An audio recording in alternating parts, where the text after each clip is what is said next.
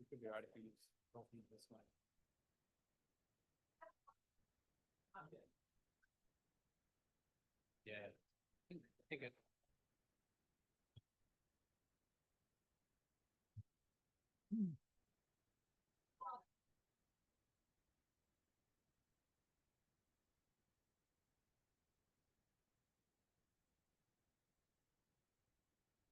Well, good afternoon, everybody. We'll make a start. My name's Grant Parnell, and I'm the lead of the honours program here at the School of Medical Sciences. It's great to see so many of you here in the room to hear about our fantastic honours program. As you can see, we already have this, the current honours students outside in a conference-style setting presenting their honours research projects, and there's going to be an opportunity later this afternoon for you to mingle with that cohort and hear about a lot of their exciting projects. But while we've got you here, we will talk you through the honours program in detail.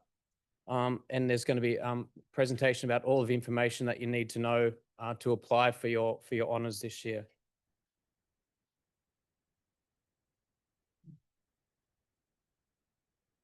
First, I would like to invite Associate Professor Wendy Gold, who's the head of school of the School of Medical Sciences, to come and welcome you to this afternoon session. Thank you, Wendy. Thanks, Ron.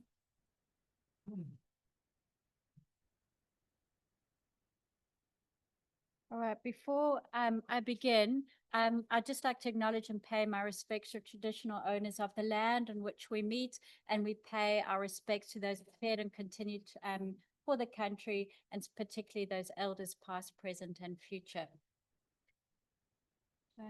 Nope. Thanks so much for Grant for inviting me here today. I just wanted to give just a brief introduction and to welcome you to today's event. Just walking over here, I was reflecting on the fact that I did my honours 33 years ago. And I know that was a long time ago, but I still remember it so vividly because it was such an amazing experience. And I remember in my final exam, oral presentation, I got asked a question which I'll never forget, and that was 33 years ago. I was trying to integrate DNA into cells, and I was awfully proud of what I had achieved. And one of the examiners in the room asked me a really curveball, and they said to me, Wendy, what is that infection that you have in your media around your cells? And I didn't take notice of the time. And they said, well, what genus and species have you identified it? And I went, I didn't even know it was there. I didn't look. I was so busy concentrating on getting the DNA into the cells that I didn't look around the edges. And so as my career has progressed, I've learned to actually look at things more broadly. You'll think with an honours, as you start off and embark on your honours, your curiosity starts like at a low level, and then it just gets higher and higher and higher. And it's a training process that will now enable you to start thinking really in a niche area, but then broaden out as well. I just want to tell you a little bit about the school. The School of Medical Sciences here is based in the Faculty of Medicine and Health, and we are a very research and teaching intensive school. So academics in the school not only do research, but a lot of them do teaching as well. And I'm not sure a lot of you might have met them in the units of study that you've been doing. And we spread out very broadly. So we have campuses, research academics here based at Camperdown, but we also have them based at Westmead as well, on the North Shore at Colling, and also at Concord at the Anzac as well, and a few satellite areas as well. So the location can be important as well, because it might actually suit where you're closer to home, not necessarily what area that you want to be involved in. Now, speaking of that, because we have hundreds of academics in the school, we have this depth and breadth of different research areas.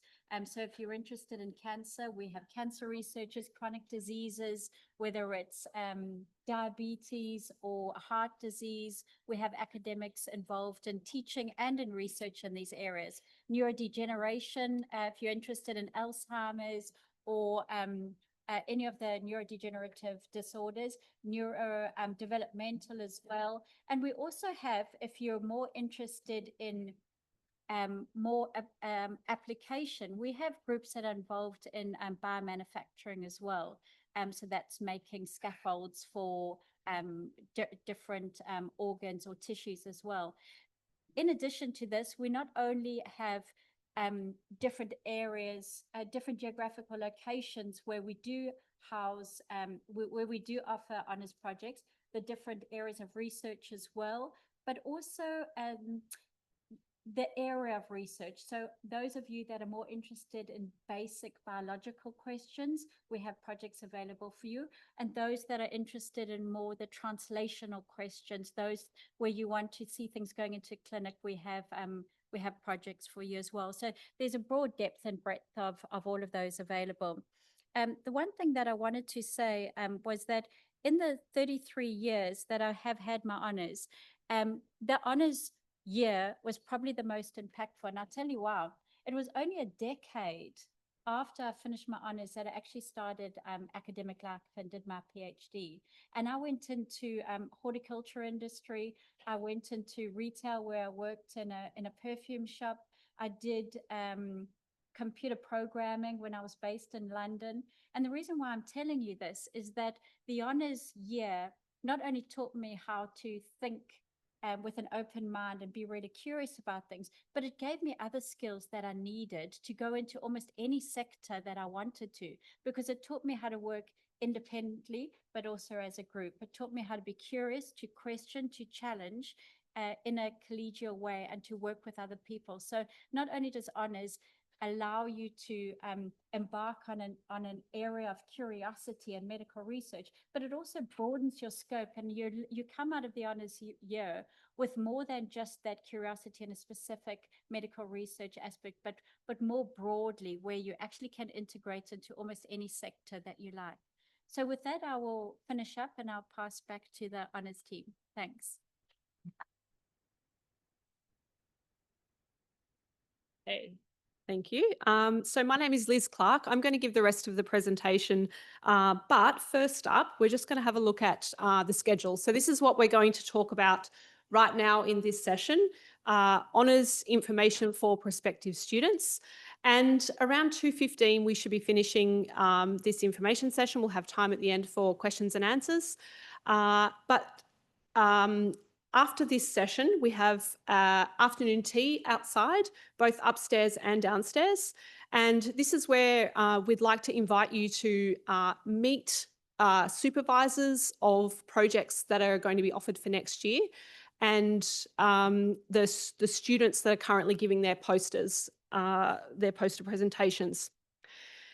Just to let you know that another process is happening in parallel. The current students in the grey text at the top there, you'll notice that they are currently being examined. So they're having their examinations right now. And then halfway through the session where there's general viewing, after we finish in this lecture theatre, there's going to be a switchover. So you'll see the first session of posters after they've had their examination. There's going to be time for some general viewing, and you can ask them questions about their projects, their honours experience, their supervisor. And then there's going to be a switchover around 3 o'clock.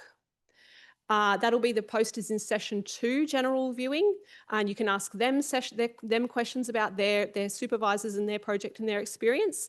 And then around 3:30, we'll try and clear out as many people as we can, because they're going to be, the second session is going to have their examination. So that's what's happening today, not only what's happening for you, but what's happening for them outside. This is the content of this information session. First up, we're going to hear from a former student, and I'll hand over in a minute.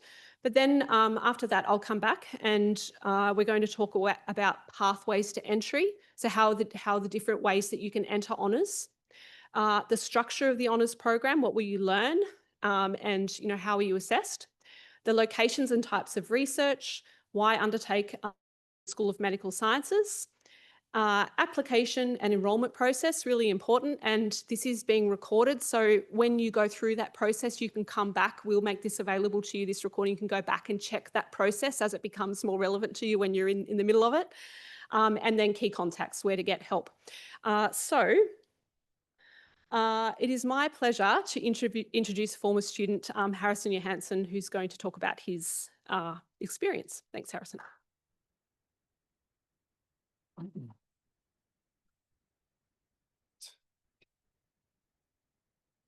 Hi, everyone. Thanks for taking the time to come out and listen. It's going to be quite an informative session. You'll be learning a lot about the pathways, like Liz mentioned, and all the contents and the academics involved, and all the fun stuff, the nuts and bolts. But really, I want to take this opportunity just to talk about my personal experience and why I look back on honours year, which was only last year, as such a fond and really informative and really propelled me into what I want to do next. So a bit of background, like many of you, I did 3 years of my undergrad here. I did medical science. I loved the anatomy. I loved Richard Ward, shout out. I loved particularly musculoskeletal stuff. So I naturally majored in applied med science, which has 0 anatomy. Brilliant. Other than that, away from the books, love playing rugby. Loved it since I was a kid. Come from Fiji, so it's big for me. And I worked at a pub 4 nights a week, just pouring beers. And I wanted to study medicine. That was something that I'd wanted from the beginning. And that was a big reason of why I went into science. And that's obviously what I'm doing now. So why did I choose honours? If we go back about 2 years, I was sitting in those seats, probably up the back of those rows there. I was about to finish undergrad, and I think I hadn't sat the GAMCET yet. I was wondering, there's no point trying to get into med if I don't have the marks to do it, so let's just do an undergrad properly. And so I hadn't done that yet, and I had no clue about what I was going to do about all this HECS debt that I've just accumulated. And so a good friend of mine and Liz's student, Maya, she mentioned to me honours.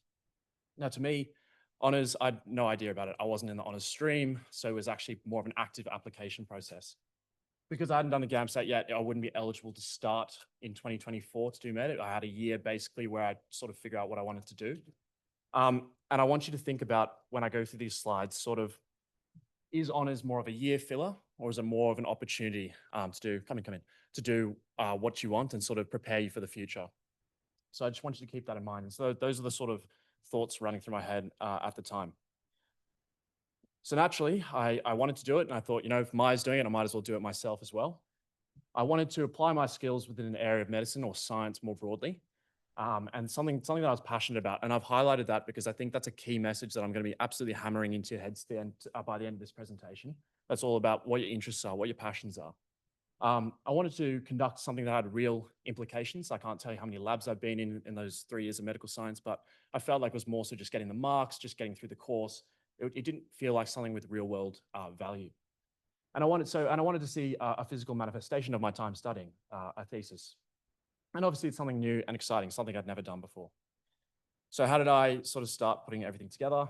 I'll take you through my honours year. We're going to sort of start from where you are now and basically what I did straight after this. So within finding my project or people, and I'll get on that in a second, it started with my interests. So as I mentioned, I love my rugby and I played sports all my life. So I was around injuries, mostly with myself and other people around me. And so that got me very interested in the musculoskeletal aspects of health. So acute injuries such as your ligament tears, your muscle, bone fractures, whatever. Chronic conditions such as osteoarthritis, osteoporosis, things that people tell me they could have gone pro, but then they had this chronic condition. And so the treatment management options. So surgery, pharmacological intervention, things like that, and how we sort of navigate that. Now I've added this small part about strengths. You know, what are my strengths? Are my strengths really going to guide me into picking my project? Well, I mean, I could count the cranial nerves from 1 to 12 with this mnemonic that Richard Ward gave me. I could pipette really well, but it didn't really matter what sort of strengths I had or I thought I had, which sort of pushed me to pick my project. It was more so to do with passion. I think that's a really, really big point. Don't really get so hung up about what you're taking with you from med science or engineering or whatever. Just think, what are you really interested in? And that will naturally guide you to what you want to do. In saying that, in summary, I actually applied for Liz's project and I didn't get it. That's a long story, but basically the premise was my good friend Liz's project was on ACL ruptures. And when we went to the interview together at the lab, as a gentleman, I said, Maya, why don't you go first and explain why you want to talk about ACL ruptures as your thesis? And she pointed at her knees and she said, I've had 3 ACL reconstructions. Fair enough. So I'll have to look for another project. No worries. But I really wanted to pursue this field. I was really interested in musculoskeletal stuff. And so I was introduced to another project run by these 2 great individuals, Professor Christopher Little, who's outside doing some examinations, and Dr. Karina Blaker. Throughout the next year, these people became my academic parents, if you will. And I would email Karina at god-awful hours of the morning telling them, yep, my code's stuffed, I need help, I'm absolutely drowning. And these friendships and the connections that are developed within that initial meeting allowed us to develop our professional relationships so they could become basically the crutches for which I stood on my entire honors. So they're really, really crucial. So start thinking about connections and sort of maintaining those professional relationships. So this is basically my thesis. Could osteoarthritis induced by traumatic injuries, such as an ACL rupture, have an impact actually on systemic organs such as the heart? So what did the year actually look like? And within this next slide, I don't want you to panic, but I've just condensed most of the data, the nitty gritty, the nuts and bolts of it into one, and we'll just get through that. So it started off, we want to look at two different things, fibrosis and sort of pathology around the heart. So we have two different aims running simultaneously throughout the year. And this is a nice timeline, which I definitely didn't stick to, of when you should be getting things done. But naturally, everything gets pushed back, and you'll know that setbacks are actually really important for generating the final product. So it starts with getting the tissues. So we had mice, animal models. This was all done before me, thank goodness. And we basically ruptured the ACLs in some of these mice, let them live for a while, got the tissues, stained them, fixed them, scanned them. And then from there, we developed methods in which we could quantify sort of what's going on. I won't bore you with the details because it's very niche and it's important to me, but that's the whole point of an honors thesis. You'll just chew people's ear off about stuff they don't want to talk about. But I want to give you an idea that there's a lot of stuff going on. There's a lot of literature reviews, submitting assignments back to the university to show that you're still alive, creating new and never going to be used again sort of pathology scoring systems, staying up to all hours in the lab trying to digitally quantify this image analysis of cardiac tissue fibrosis and thresholding and all this other buzzwords. Coding, crashing out about coding, emailing my coding's gone, finding these tables, which does not look like that. That is a final furbished version. So don't think it's going to be presented nicely like that. Then no one wants to look at tables, they want to look at graphs, and then nobody wants to look at graphs, they want to look at cool posters, which are outside right now. And at the end of 10 months, everybody in this room who does honors, you'll have this. That's it. 9,990 words that I put together, which is a manifestation of that whole year. But I could go through and I could sift through all of the stuff that I enjoyed about the research, but what I loved most and what my honors really looked like was actually the people. Everyone will get their thesis and everyone will submit it. You'll get that Canvas confetti and you're done. But what sort of maintains with you is the relationships and the friendships that you make and the core memories with the people in an honors project. And this is something that can be universally applied. I won't tell you about how to quantify fibrosis. That's probably just for me. But I will tell you that you need and you should be looking to make friendships and relationships with the people who effectively support you through this entire year. So these are just some photos of some really special people to me throughout that year. The three honors students, Kate, Maya, and myself, we're just cutting that cake, which our lab members actually baked for us. And they 3D printed all these little skeleton models, which each individually represented what we did. So I think I had the heart, Maya had a turtle for some reason, and then Kate had a cartilage block because that was something she was working on.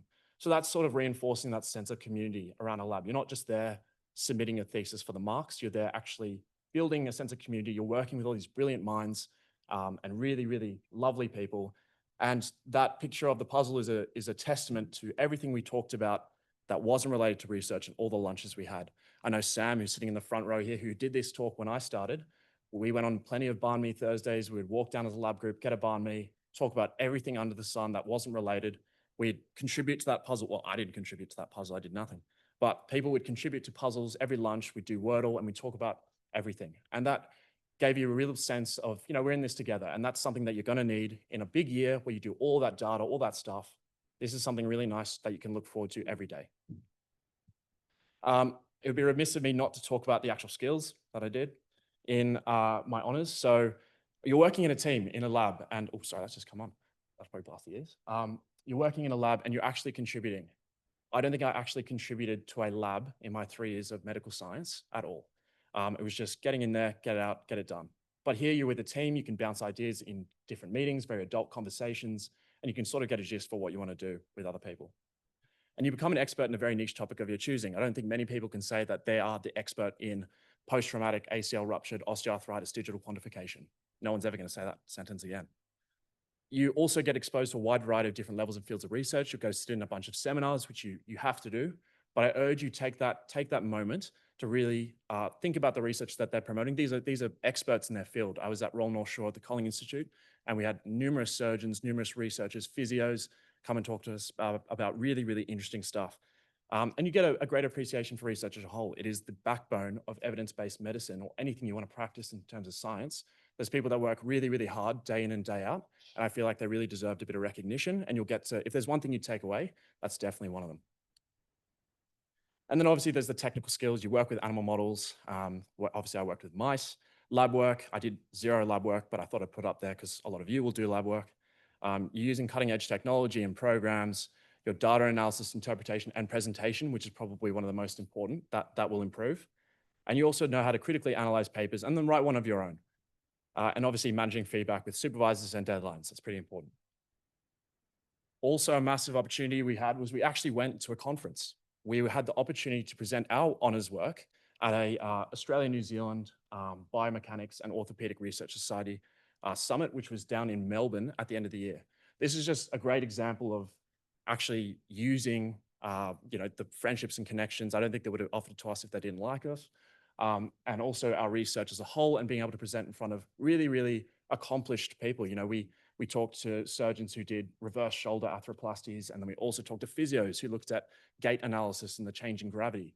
We also met honours students from other universities who are winning awards at all these events. And it's a really great opportunity to network. I had no idea what that meant, but apparently it's a lot of drinking afterwards. But the 3 of us really enjoyed that experience, and it was really a nice way to top off a long year with a lot of friends that we've made along the way, our supervisors, and meet some new ones as well. So that's one of the many opportunities you can have that an honours year gives you.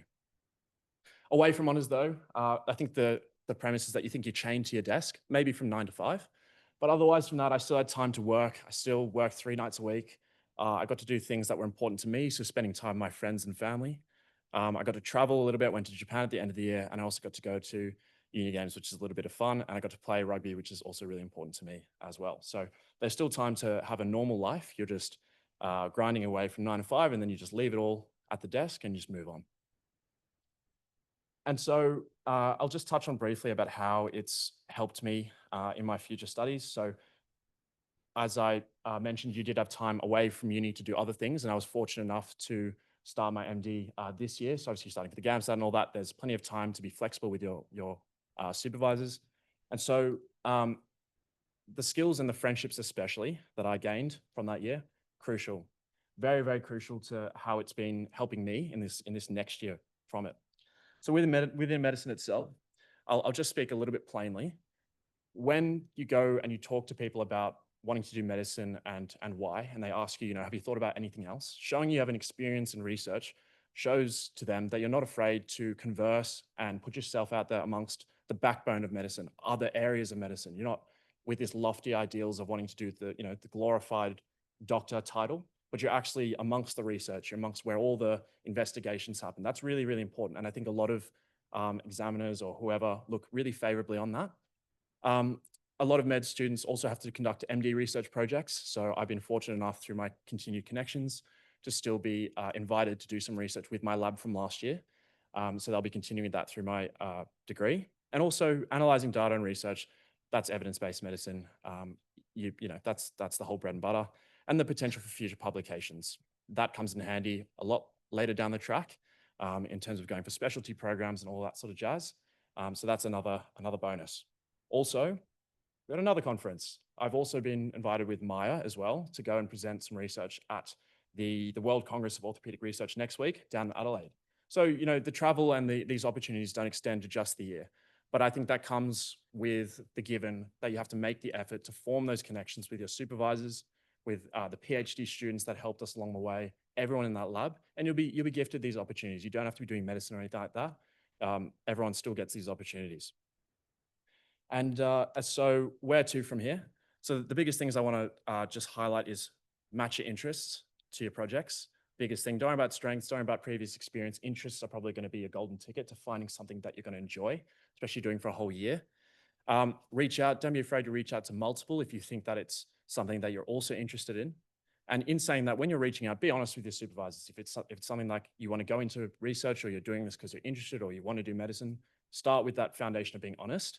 and they'll definitely be very flexible about how they can help you get to where you want to go. And there's often, so that last bit, find your people, there's someone told me this actually at uni, and they said, everyone asks what specialty do you want to do? They actually said, if you can find the people who you gravitate towards the most, you'll often find your specialty. So that sort of applies in honours. If you can find the supervisors who you connect with the most, that'll be the projects I think you'll benefit from the most. Anyways, I'll leave you with that. Thank you so much for listening. If you have any questions about honours, I'm happy to talk about here. I'll be hanging around outside so we can talk about other stuff later. Thank you.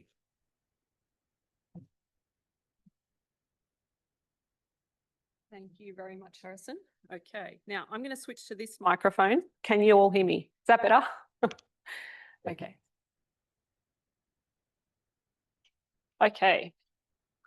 So we're going to move on now to some information about the program and how you apply. So starting with the pathways to honours in the School of Medical Sciences, there are a number of ways in which you can enter the program. So this is really talking about your eligibility and pathways. Now, on the left-hand side there, let me see, can you see if I'm pointing? Yes. On this left-hand side here, you'll see a list of degrees. And you should be able to find yourself in this list somewhere. So if you're a BAS student, Advanced Bachelor of Science and Bachelor of Advanced Studies, this is you here. And then there are a list of other degrees. So if you're currently doing a Bachelor of Science or a Bachelor of Science with Medical Science at the University of Sydney, or if you're from another university, this is you here. And this one down the bottom here is listed in grey because it is only for a very, very, very, very small number of students. And this is like the first, I'm going to give you some tips as we go through this next 45 minutes or so. The locations that generally trip up students during their admissions and enrolment process. So number one is generally as we get our applications, so I'm one of the reviewers of the applications. As we get some of those applications coming through, we see some students applying for this who should not be applying for this. And this selection of an incorrect pathway is going to lead to rejection of the admissions application. So, and we've had students coming back to us saying, my application's been rejected, why? And when our team looks into that, we find out it's because they've applied for the wrong pathway. So first step is to identify yourself on this list in the correct pathway and apply in the correct way. So this one at the bottom here, which is greyed out, is only for the very, very specific group of students that have completed a Bachelor of Medical Science at the University of Sydney. Not other universities, only the University of Sydney and only that specific degree. So that is not the current students who are doing medical science at Sydney Uni, because those students are doing a Bachelor of Science, Medical Science. Those students who are in that program are this one here, University of Sydney, Bachelor of Science, Medical Science. So please only apply for this stream if you are one of those students that graduated from this program. And that's pre-2020, so that's, that is a discontinued degree since 2018. And that is the only group of students that should be applying for that. We have to leave it open for 10 years. So most of you will be in one of these groups. So the BAS students, you will exit your degree with a Bachelor of Science, and then you can do honours, BAS honours, Bachelor of Advanced Studies honours, or a Bachelor of Science honours. You will receive an email from Sydney prospective student, and there will be specific instructions for you as to how you exit the degree and then enter your honours degree. So you will receive specific communications from the university if you are in this group of students. And if you don't, at the very end of this presentation, there's a list of contacts. You can contact us for support. All other students, other than the retired degree that I mentioned that's greyed out at the bottom, and the BAS students, the vast majority of students are applying through this pathway, Bachelor of Science honours. Okay. So for the Bachelor of Advanced Studies honours students, so I'm just going to go through a little more detail on each of those. The requirements are that you've already enrolled in your 4-year combined Bachelor of Science BAS degree. So this is not something that other students switch to. It's only for the students that are currently in that program. And that you're on course to complete a double major with 144 credit points by the end of this semester. Okay, so you need to be on track to complete your degree requirements by the end of this semester to start honours in 2026, semester 1.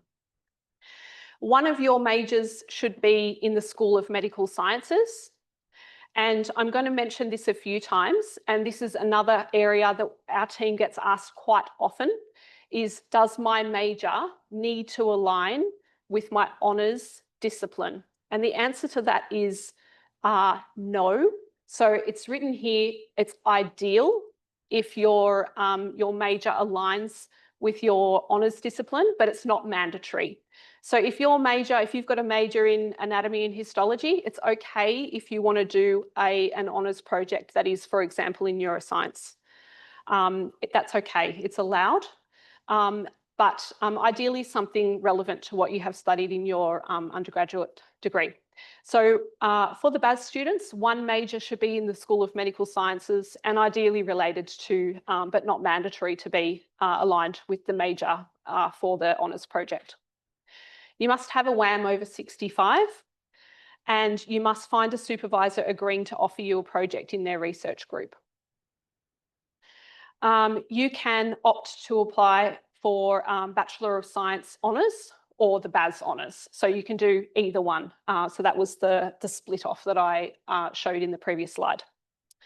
And the email will come from Sydney prospective students. So please look for that email if you are one of these students and follow the specific instructions in that email.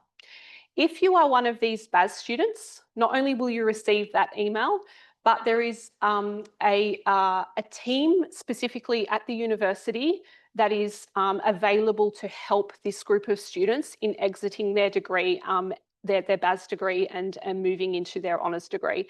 So if you need assistance through this program, please use the contacts at the very end of this presentation to book a session if you need information with that exit from your degree and entry into honours. For the other students, so the second group of students that I had in my earlier slide, the Bachelor of Science Honours, the requirements for entry to this program are a Bachelor of Science degree or equivalent. So that could be a Bachelor of Science. It could be a Bachelor of Science Medical Science program.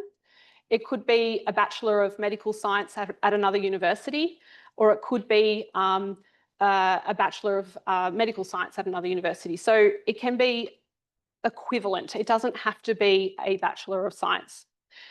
On track to complete your degree with 144 credit points by the end of this semester. So one of the questions that we often get asked is, I have 1 unit of study remaining next year. Can I enter honours and complete that unit of study while I'm doing honours? The answer to that question is no. You must complete your degree requirements before you apply for entry to honours. So if that's you and next year you have a unit of study outstanding, it's possible to enter honours in second semester. So we have honours rounds in semester 1 and semester 2. So you must complete your degree requirements before you go into your honours in the following semester. You would need to have at least 1 major in a relevant discipline. And again, this is ideal, but not mandatory to align with the major of the proposed honours project. So if you have a major in anatomy and histology, you can do honours in neuroscience or some other discipline. That is allowed. Non-USyd students would need to have an equivalent degree, so something with a major aligned with medical sciences. You must have a WAM over 65. And you must have a supervisor agreeing to offer you a project. Okay, this link here is to information about the program. So for both of those degree entry pathways, you'll be able to find more information on the website. If you have WAM that is possibly close to 65, so imagine if your WAM is 64 or 66, it's a really good idea to come and speak to one of the admissions coordinators just to find out some more information about whether you might be eligible or not, or what happens around that time. So if you're quite uncertain about your WAM and you're still waiting for your results from this semester before you enter honours next year, come and speak to me or Grant, who was the first speaker in today's session, to find out a little more information about that. Okay, so moving on to what does the program look like? What would you actually study? Harrison gave some excellent insight into how hectic the data looks, but in terms of like what everyone does in terms of their assessments and how the program is structured, we have a research project, which I'm sure you're all assuming you will do anyway, but we also have coursework. So for the research project, this is worth 75% of your marks. It consists of an honours thesis, as I'm sure you're all going to be expecting, and also a final honours presentation. And the coursework, which is worth 25% of your marks, it requires you to enrol in 2 units of study, one in the first semester of your honours year and the second one in your second semester of your honours year. And the first one that you would do is SOMS 4101, and this is research skills for medical sciences. It's worth 6 credit points. So the coordinator is actually changing. And so sorry that this information here will be updated for you in 2026.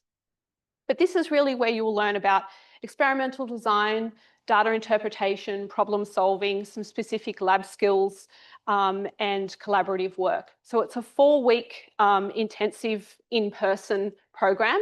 And this is where you're really setting up your skills for the year ahead. So as Harrison mentioned, it's not necessary that you have a very specific skill. Maybe you've you might never have done any pipetting and you might need to do that for your honours year. So this is that 4 weeks where you can learn the skills that are going to be relevant to you in the following year. The last day to enrol, I'm going to put up a slide at the end which has all the specific dates for you. But here, the reason I've got this here is because it's giving you the context as to that list of dates at the end, why we're saying those specific dates. The last day for you to enrol in honours is the 23rd of February next year in 2026. If you want to start honours in semester 1, 2026, the very last day that you can enrol in your units of study is the 23rd of February. And the reason for that is because this is the day that SOMS 4101 starts. And if you don't complete those 4 weeks intensive with that cohort, you can't complete the requirements of your honours, so you won't be able to do honours that year.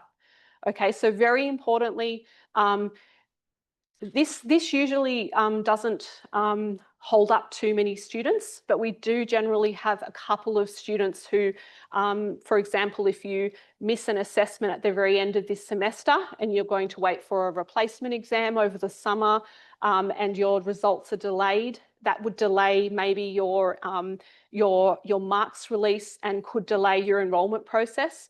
So for the very few students that does impact, please keep in contact with our team and we can assist you through that process. And be aware that the very last day that you can enrol is the 23rd of February.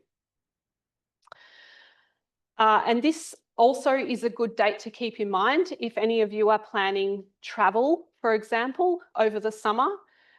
You must be back in person, ready to start by the 23rd of February. So that gives you the date by which your classes, your coursework starts for honours. So here are the examples of the things that you can study in those 4 weeks. So in week 1, there are some options here at different locations. Week 2, week 3, week 4. Week 4 has mandatory work health and safety, research integrity. All of these will be done by all students. But you have some options for weeks 1, 2, and 3. And it's important that you're going to choose these options at the time when you pick your project. So have this in mind when you're speaking to prospective supervisors. When you're speaking to supervisors and you say, yes, I'd really like to do that project, and that supervisor agrees to take you as their student, that is the right time to speak to them about these modules.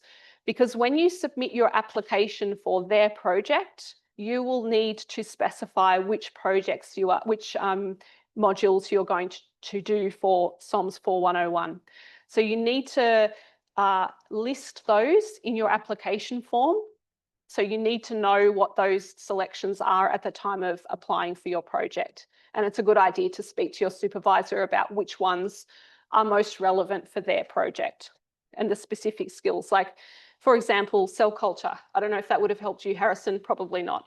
So Harrison doing his project might have picked a very different, maybe, I don't know which one, but picked a different series of modules. So speak to your supervisor about those, and also if they say to you that you can just pick whichever ones you like, then you can go with whatever you're interested in. Okay, now the standard assessments for SOMS 4101, so you'll do your 4 weeks of training and learning in those 4 weeks intensive, and they will involve pre-readings online, and there'll be some quizzes, and you will also be assessed. You'll have to do some assessments in the start of the 5th week of semester 1. So after you complete all of those 4 weeks of coursework modules, there'll be some assessments after that. The face-to-face teaching will involve a series of, it could be lectures, seminars, could be practical skills. There may be some in-class assessments as well. It could also be case studies or data analysis. So all of these different types of skills really depend on the modules that you choose and the types of assessments that you are, the way in which you are assessed will depend on the modules that you choose. But all of the students will complete all 4 weeks of coursework modules, and there will be some assessments remaining into the 5th week. Sorry, I'll just go back there for a minute. As I mentioned, there will be some assessments in the 5th week of semester, but full-time research project can commence on the 5th week of semester. So that date is the 23rd of March. So I've already given you the date by which you must enrol, and then you must be physically in Sydney ready to do your 4 weeks of modules in those first 4 weeks of semester. And then all students must be ready to start their research project by the 23rd of March. You may commence your research project prior to the 1st week of semester, but only if you are fully enrolled. So if you're currently still studying right now and you're finishing up your final semester, there are quite a few steps that you need to complete before you can actually be completely enrolled in honours. And once you have completely enrolled, and only then are you allowed to start your research. You can't start your research until you are fully enrolled. And there is an earliest date coming up. I just can't quite remember what it is, so let's see when we get there. SOMS 4102 is the coursework module for the 2nd semester. So if you're starting honours in 2026 semester 1, for you, this will be 2nd semester next year. So this is communicating ideas in biomedical science. The coordinator is currently Professor Andrew Harmon, so he's the one running this poster showcase outside. But again, I believe that is changing next year, so it'll be a different contact for you next year. So in this unit of study, we're hoping that you will enhance your scientific communication skills and prepare you for your final oral presentation and your thesis through a variety of different communication styles.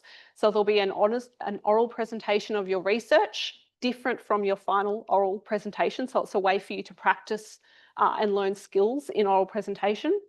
poster presentation, exactly what's happening outside now for the current students.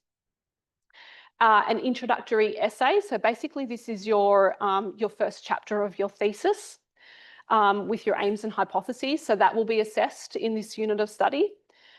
Journal club, which is basically reviewing papers and discussing those in a group setting, and weekly seminar participation. And you will need to write up a couple of those. So through all of these assessments, it's giving you skills in oral presentation and writing skills so that you can learn those skills, which will help you in your thesis final presentation and written thesis. Okay, so now that we've learned about the structure of the program and the units of study, what can you study? So which medical science research areas can you work in? There are 9 different disciplines: anatomy and histology, applied medical sciences, infectious diseases, immunology, medicinal chemistry, neuroscience, pathology, pharmacology, and physiology. So there's a great breadth of honours disciplines that you can choose from. And importantly, the projects that the supervisors have proposed will align with between 1 and 3 of these. So for example, my honours projects for next year align with anatomy and histology and applied medical sciences, but other supervisors might have immunology and infectious diseases. So maybe they only have 1, maybe they have 3. So there could be between 1 and 3. And also, not only do you need to think about the discipline, because this is what will appear on your testimonial. So when you complete your honours year and you get your degree at the end of the day, one of these areas will be written on that degree. On top of these honours areas, you need to think about the skills that you're going to learn, or the style of project that you would like to do, be that basic research or laboratory-based research, clinical research, bioinformatics, digital health, public health, qualitative research, or allied health. So any of these styles of research could be within any of these disciplines. There are around 200 projects that are going to be released. We had hoped that they would be released at the end of last week, but there's just been a slight delay. So I'm hoping that you'll see them pop up. I'll show you where they are. This is coming up in the presentation, maybe today, tomorrow, just very, very, very soon this week, hopefully. So when you see those, there's around 200 different projects. You can filter those projects, try and find different honours areas, the ones that interest you, and the different styles of research. And we've already heard a little bit about this from Wendy. We have lots of different locations in the School of Medical Sciences that you can study. Westmead campus is one of the largest health precincts. It is the largest health precinct in the Southern Hemisphere, and it has multiple different buildings and institutes that you could study at. We, of course, have Camperdown, where we are now, and we have lots of different research institutes and buildings that you could study here as well: Brain and Mind Centre, Charles Perkins Centre, etc. We have other locations as well: the Anzac Research Institute at Concord, Colling Institute based at Royal North Shore Hospital, and also Save Site Institute. So we have buildings, facilities, projects located across multiple campuses. So please keep that in mind when you're searching for projects. Look for the location just to make sure that it's somewhere that you would be willing to travel to, and they may not be all on campus here at Camperdown. So why undertake an honours project? And Harrison has talked about his reasons for undertaking an honours project. And I guess from the university's point of view, it might be helpful to explain some of the benefits of doing an honours project. The first one is that it can be a pathway into a PhD or a research career. So some of you may be interested in doing a PhD or a master's, maybe having an academic career, or maybe doing further research that will help you in another avenue of research in the future. So honours is the first step to take in that pathway towards a research career. The second is that it's an opportunity for improving your average. And so I had this list of benefits described to me by my own students this year. I asked them why would they want to do honours, and thinking about why I think a student would want to do honours. But this one came from the students.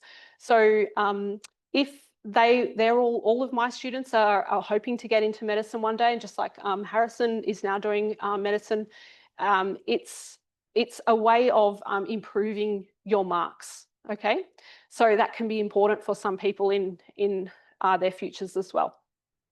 It also is an opportunity for you to learn have a practical work experience.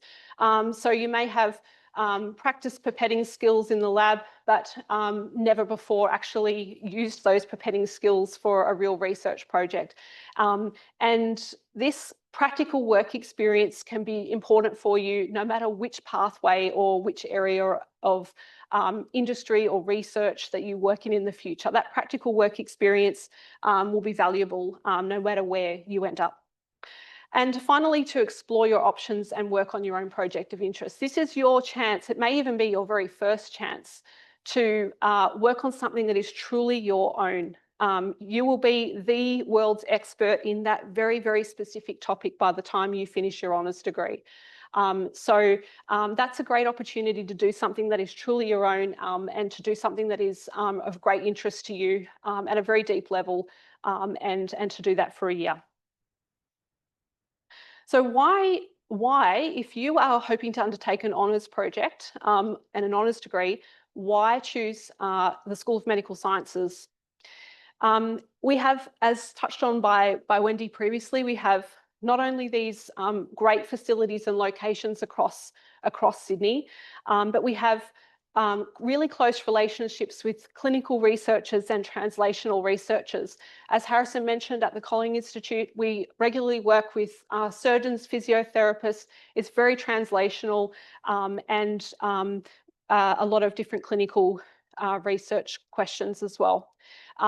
If this is not what you're interested in, translational and clinical, whatever it is that's of interest to you, you'll be able to find a project relevant to that area in the School of Medical Sciences. We have research of the highest quality. So I'm going to show on this slide and the next 2 examples of projects that started out as honours projects.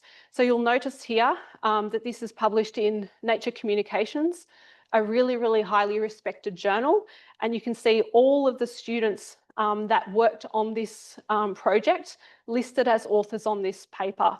So we have an honours student here, an honours student from 2016, 2017, 5 honours students contributing to a very, very highly respected journal paper. And also with the opportunity, you'll see in green down the bottom highlighting authors on that paper from other universities. So collaborative links across the world as well. This is another example of an honours project that turned into a publication in a very highly respected journal. You'll notice here there are 3 students highlighted in red, honours students from 2015, 2011 and 2012. So it's an opportunity to the world leading experts in their fields, collaborate with researchers from overseas, publish data in really highly respected journals, and using world-class facilities. So many of you will have seen the fabulous facilities that we have at CPC, but we have many different locations. The ones that were mentioned in the previous slides, for example, at Westmead and the Kolling Institute, we all have fabulous facilities across the University of Sydney, and you also receive very close supervision. In the School of Medical Sciences, we only allow our supervisors to supervise a maximum of 2 students at any one time.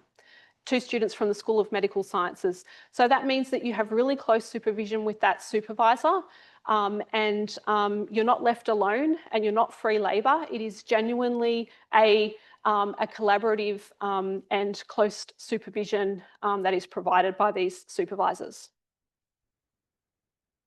We also have a peer mentoring scheme. So this is where if you choose, so this is optional, if you choose, you would be paired with a a former honours student, so a PhD student or a research assistant who has recently been an honours student, and they're not connected with your research supervisor or your lab. They are independent, and they are just somebody who could listen and offer advice, share the highs and lows of your year.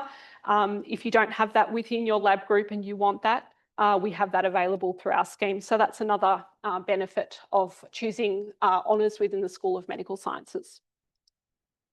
We also have great clubs. So there's some examples here. Trivia nights, movie nights. There's definitely ways to interact with other honours students and other postgraduate students, all through the various campuses that you may work on. Okay, overview of the application process. So this is where it might look a little foreign to you right now, but hopefully you'll remember to come back and visit this recording as you're going through the process. Please refer back to this if you find yourself getting tripped up during the procedure that you need to follow to get into honours. So the first process is to find a project. Okay, so you need to find a research project and a supervisor that's willing to take you. Go through the project options. As I mentioned, there are about 200 project options. Read the projects, find out which discipline they're offered in. So for example, anatomy and histology and neuroscience. So find out which discipline, as that discipline is what's going to end up on your testimonial at the end of the day. And some projects are offered in multiple disciplines, and that would be then your chance to choose. If a project was offered in both, you can choose which one. It's the same project, it's just that you would choose the discipline.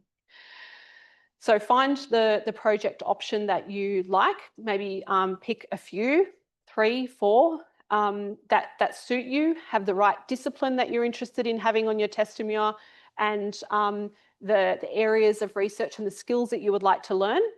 Discuss with those supervisors, ask to meet them, or have a phone call with them or a Zoom meeting if necessary, but talk about the project and make sure that you like that project and that it gives you what you need.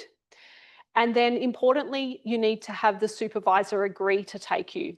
So all of that is happening right now. We're going to release the projects imminently, and you can look through those projects, highlight the top few that you're interested in, speak to those supervisors, and when one of them is willing to take you, that is the point at which you can submit your expression of interest. So this is your application for the project, okay?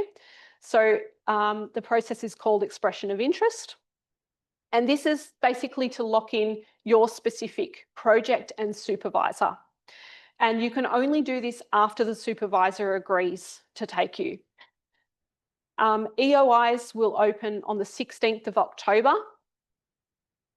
and will close on the 12th of December. So you need to find your project and your supervisor before the 12th of December. And just be aware that when a supervisor agrees to take you and you apply for their project and they accept you, that project will then be removed from the project offerings. So while you're all in this room and you know that this process is happening on, I strongly encourage you to review those projects as soon as possible and reach out to the supervisors early, as the projects do get removed as these EOIs are accepted. So between the 16th of October and the 12th of December, that's when you need to lock in your project. This EOI is not your application for honours. You still need to apply for admission into the honours program at the University of Sydney. That EOI is only locking in your project and your supervisor, and you need that evidence to make your formal admissions application to the university. So the next step in the process is admissions. This is where you submit your application for admission to the honours program, and this is where we check your eligibility. We're checking, do you have a major? Is your WAM over 65, etc. So that's the admissions process. That can start any time from the time that you have locked in your project through your EOI. So you found your supervisor's agreed to take you, you've submitted your EOI, and you have that evidence. you can then go and apply for your admissions to honours immediately, even if you have not yet finished your degree. So you can submit that admissions application anytime after your EOI is approved. But the final date is the 15th of January. You must have your admissions application submitted by the 15th of January. So a lot of students wait until they have all of their results before they submit this. But you don't have to. As soon as you have that evidence that your supervisor has accepted you, you are allowed to submit your admissions application. And please, we encourage you to do that because it gives us enough time to assist you if there are any issues. Now, after you've submitted your admissions application, that'll be assessed. And if you are accepted, if you meet all of the eligibility criteria and you've followed the correct pathway and you have the supervisor evidence that they'll take you, then you will be given an offer for enrolment. Again, there could be a delay in between these. So for example, if you apply for your admissions application, you could do that as early as the 16th of October. If you do that and you're still waiting for your exam results at the end of semester 2, there'll be a delay before your enrolment. You may receive a conditional offer, conditional upon your results, but then you'll get your offer of enrolment and you can enrol in your units of study. So you don't need to wait, is my point. So please do that as early as you can. And so you can enrol as soon as your unconditional offer is received. But as I mentioned previously, the latest date that you can enrol in your units of study is the 23rd of February. And this is because you must start that coursework on that date to complete honours. If you have any questions, this is probably the one slide that you will want to refer back to with the dates. So anyone who's taking photos, this is probably a good one to take a photo of. And again, it will be in the recording, so you can come back and refer to it. But these dates are the critical dates. Okay, 5 seconds. Okay, all right, moving on. So this is what the tools look like to find a research project. Here is the link. It is also linked on our website. So if you search for School of Medical Science Honours, you'll find this link. It'll say 2026 projects. This is what it looks like. It says find an honours project. If you go there right now, it says something like projects will be offered in late September. So imminently they'll be released. But you can just press this search button at the bottom of my screen. You can just press search and up will come all of the projects that have been approved. But if you would like to search by, for example, you might want to put in ACL injury, or you might put in a lab location at Westmead. So you can search by location or supervisor or topic and then press search and up will come a short list, or you can just look at all of them. This is what it looks like when you see a project come up. So it'll tell you the title, the location, the supervisor. This here is the honours area. So that is the what would appear on your testimonial. And these are the keywords. If you press the view details button, it will show you more information about the honours project. And let me just check. There's another one coming up. Okay. This is what you will see if you click that more information. So this will give you a synopsis. So all of them will have a 200 to 300 word description about the project. The supervisor will have written in there the skills, for example, or the types of models that you'll be working on, the style of the project. So you can look in there for more details. There's a note here on another date, the 16th of October. As you may remember from the dates slide that I had, this date is when expressions of interest open. So that gives you a couple of weeks from now to speak to prospective supervisors and find the projects that you like. And then the EOI button, the application button, will come live on the 16th of October. At that point, you will see an Apply Now button appear. So only do that once you have had agreement from the supervisor, please. Otherwise, your application for the project will be rejected. So that's only once you have the supervisor's approval. So you need to use the 2 weeks now to try and speak to supervisors and secure their approval for their project. So we encourage you to speak to supervisors and their students today, email them and ask for a meeting. And I've just put a little reminder here. It's currently Wellbeing Week. So that is a week on when it's mid-semester break, when students are having their break. The supervisors are also having a break right now. And many of them are away from emails. If you were to email me right now, I have an out of office on right now. And a lot of supervisors do. So just be mindful that they may be out of the office this week. But we've given you a few weeks before the EOIs actually open. So it does give you a little bit of time in the coming weeks to try and meet with supervisors and find supervisors. So what should you talk about in these meetings? So read their profile, read the synopsis, perhaps read a couple of their papers, ask them questions about their research, the working environment, and the techniques that you would use. So this is your chance to find out if that project is a good fit for you. And it would be a good idea at this point to tell the supervisor why you want to do their project. And this is for the supervisor to identify, are you a good fit for them? So treat it as like a job interview, prepare for it, and be aware that supervisors do usually get requests from anywhere around maybe 5 to 6 or 7 students. So it's your chance to find out if the project is for you, but it's also your chance to convince the supervisor that you're a good fit for them. And it's great that Harrison was talking about the people and the supervisor and the environment and how important this is. And I think a great honours year is finding a project that interests you. What's your passion? And do you get along with that supervisor and do you like the environment? So use this few weeks to find out if that project is going to suit you and you like that supervisor and that environment. Find a field of research that excites you. Ideally aligned with your major, but I've got a little star there because remember that it's not mandatory to align with your major, it's just ideal.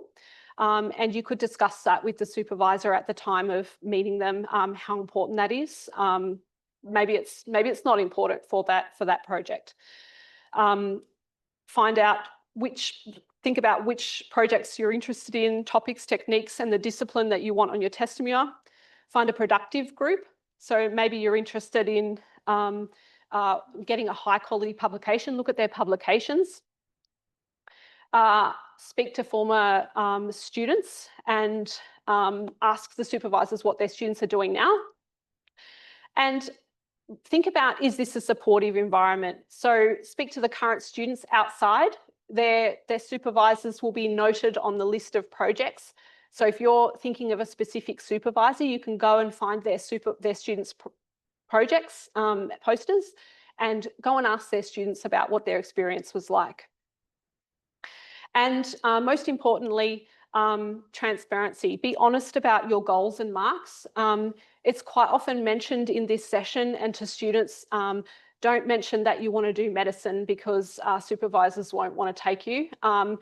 And most of us on the other side are really just saying, just please be honest with us, be transparent, and you should expect the same from us. We should be honest with you. So treat it as a mutual transparency. You hope that your supervisor will be transparent about the environment and their project, and please be honest about your intentions. And genuinely, you will find alignment with the right supervisor if you are honest and transparent about your goals.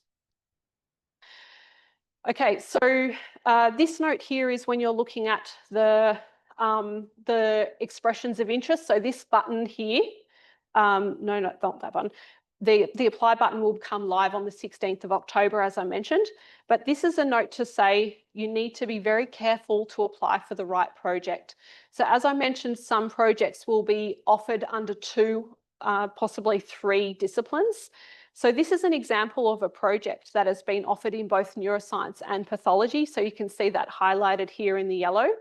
So distribution of pathological burden in ALS, honours area neuroscience, and the same project title in honours area pathology. So if you have your project and your supervisor is willing to take you, and you're about to press the Apply Now button, you get to choose which of these areas you want on your testimonial at the end of the day. So that one is up to you if it's offered in 2 different areas. If it's not offered in an area that you want on your testimonial, then you need to find a different project, or you just need to accept that you need to pick one of these on your testimonial. It can only be where that project is approved.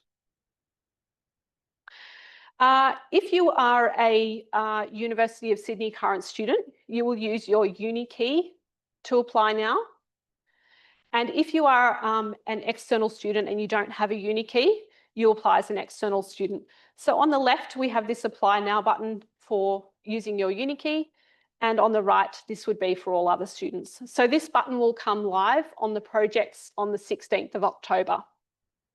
And just remember, this is not your admission or enrolment. This is just securing your supervisor and your project. Okay, this is just an example of what the project information looks like. This is where you would put your primary supervisor's name, the project title. Most of this will be, you can use this lookup function to find your project, and these details will be automatically populated based on the project ID. You will have that once you've had your EOI accepted, and it will be listed on the PDF that is provided to you. If you're an external student, project information is pre-filled, but you need to fill in the student information. Whereas if you log in with your uni key, that will be pre-populated with your uni key, and you would need to upload your academic transcript. I'm just going to have a quick look. We're about to run over to, we've got quite a few slides left.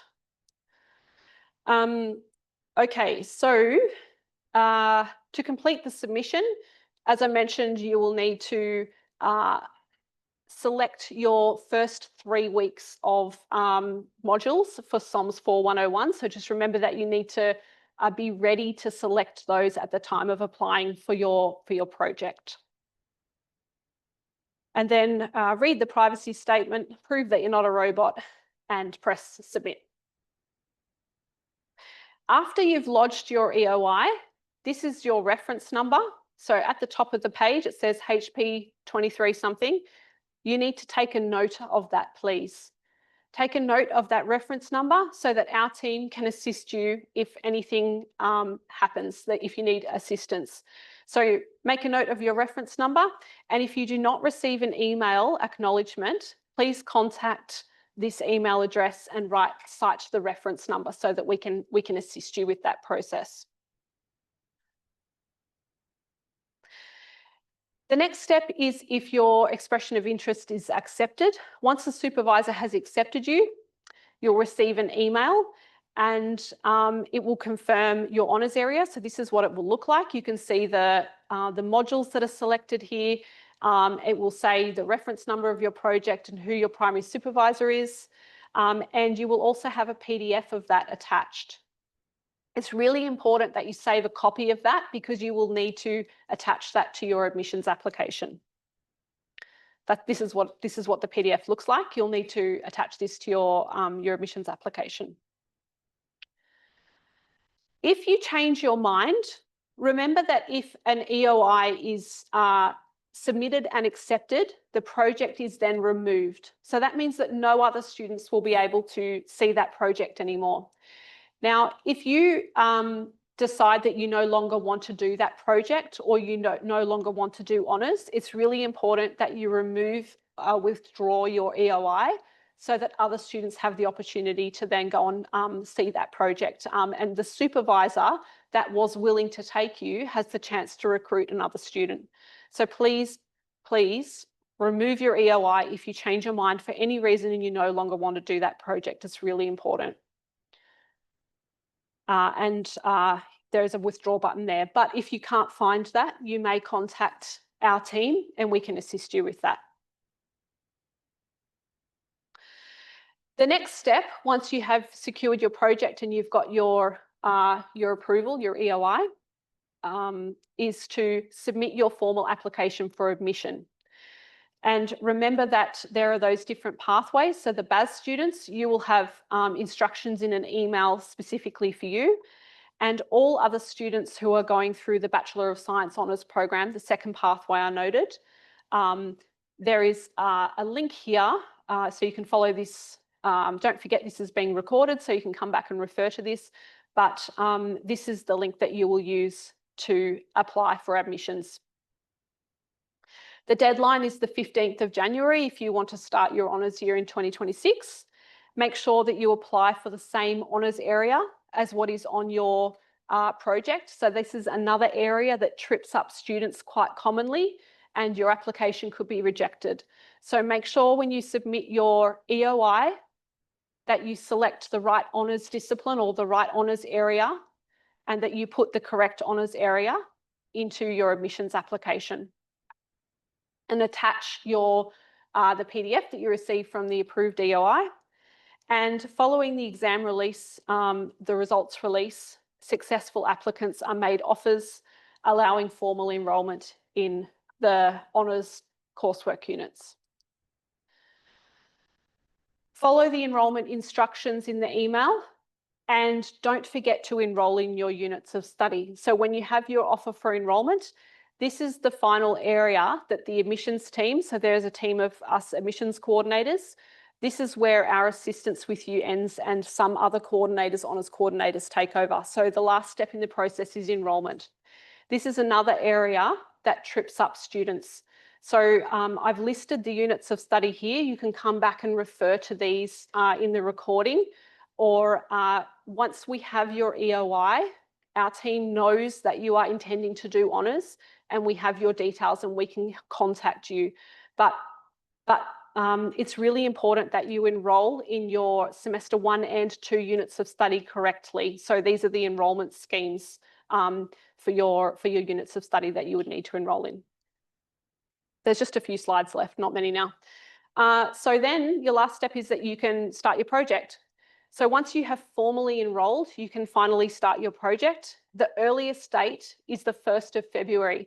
So anything that you have done, for example, as lab work in the summer, over the summer before you start, that cannot be counted in your thesis. It's only the 1st of February onwards, and only if you are fully enrolled in those units of study that were on the previous page. Regardless of whether you want to start early or not, all students must start their project by the 23rd of March, and all students must be here in person or wherever your modules are ready to start on the 23rd of February. Okay, last of all, we have our key contacts. So we have our honours working group. There's a group of academics that assist the honours program. We have the chair, which is Grant, who introduced the session today. We have admissions coordinators, myself and 2 others, and we help from the time of recruitment, which is now all of those thinking of doing honours, through to the time of enrolment. We have communications and welfare coordinators, and we have assessment coordinators. So the assessment coordinators organise the examinations and presentations. But for any inquiries, use this email address, soms.honours@sydney.edu.au, and they will triage your inquiries to the correct coordinators. So the best place to contact is this SOMS Honours, because they know who to send your inquiries to. If you have questions right now about the admissions process, we are currently the admissions coordinators, but over time, for example, if you have a question during your examination, the examination coordinators may change. So it's best to use this SOMS Honours email as much as possible, because they can triage to the correct coordinators. But for now, I am the coordinator for admissions for anatomy and histology, AMed and physiology, applied medical sciences, and the other coordinators are listed here, Nick Hunt and Alison Abendroth. The three of us are outside floating around, and you can ask us questions about the admissions process, anything about WAM, being close to 65 or honours disciplines. We or Grant can answer your questions. And with that, I know we're over time and you're probably eager to get some afternoon tea and see the posters, but I will open up for questions if anybody wants to ask a question, and I'll also stay here if anyone wants to come and ask me questions afterwards. So are there any questions in general before everyone walks outside? Yes.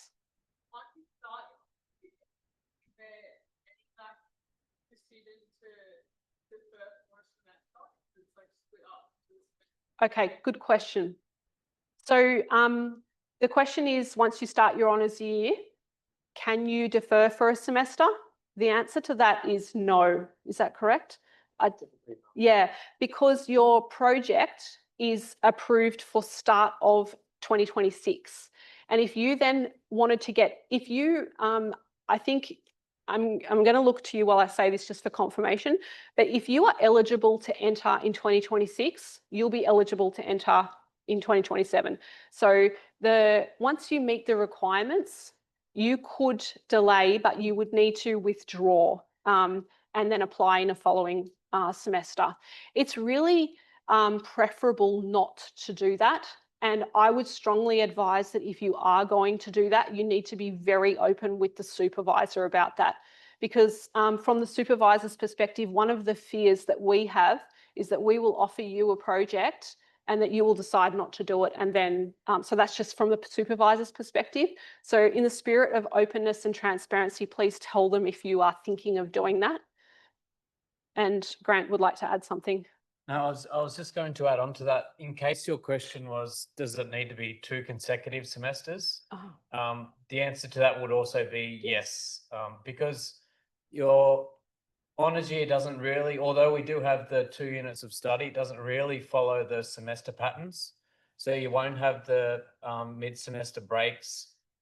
It will go throughout the full 9 months of your project. Of course, there will be the opportunities for some breaks throughout the year, which you will negotiate with your supervisor. But a lot of the coursework units, even though it's, for example, SOMS 4102 is enrolled as a second semester of your honours year unit, you will actually be working towards that before the start of the second semester. So sort of see it as a continuous 9 or 10 month project rather than 2 separate semesters. Thank you. Any other questions? We're going to be around. You can ask Grant or myself any questions you have, but I have just one more slide that's going to help you in meeting supervisors. So outside now we have supervisors and students, and there's these coloured dots are up on the walls if you need to refer to them. We've asked supervisors to put coloured stickers on their name badges for the areas in which they have offered projects next year. So I've got projects in anatomy and histology and AMED. So they're the first 2 ones, they're yellow and red. So I've got stickers on my badge that have that. So if you're interested in a specific topic, have a look at the colours and try and find supervisors with those colours on their name badges, and hopefully that will help you find supervisors that'll be in your area. So if you have any questions, come up and ask us. Otherwise, I enjoy the afternoon tea and the poster session.